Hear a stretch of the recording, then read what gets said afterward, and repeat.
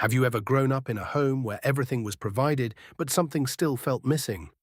The food was on the table, the clothes were clean, the bills were paid. But no one ever asked how you were feeling.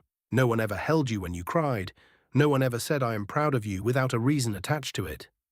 In many European households, this was not considered neglect. It was considered normal. It was called discipline. It was called strength. But psychology today tells a very different story about what that silence actually did to the children who grew up inside it. 1. They learned that love had to be earned. Psychologists call this conditional regard. When a child only receives warmth after achieving something, the brain begins to wire love as a transaction.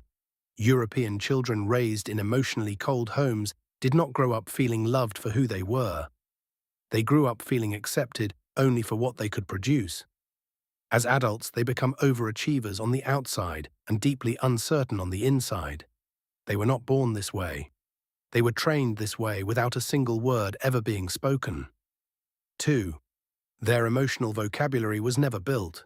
Research in developmental psychology shows that children learn to identify and express emotions by watching their parents do it first. In emotionally cold European households, feelings were rarely named, rarely discussed, rarely shown. So the child grew up with a full emotional world inside and no language to describe it. They felt everything deeply, but they could not explain it to anyone, not even to themselves. 3.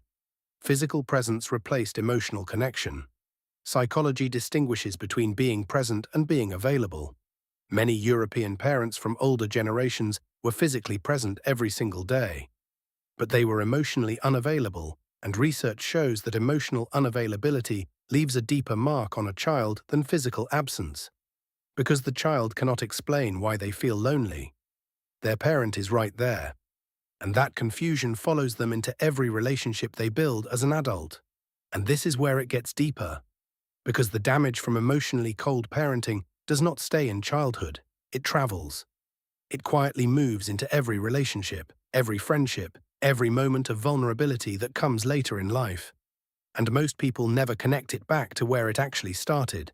4. They became experts at reading rooms. Psychologists call this hypervigilance. When a child grows up in an emotionally unpredictable or cold environment, the brain develops an extraordinary ability to scan for emotional signals. They notice the smallest shift in someone's tone.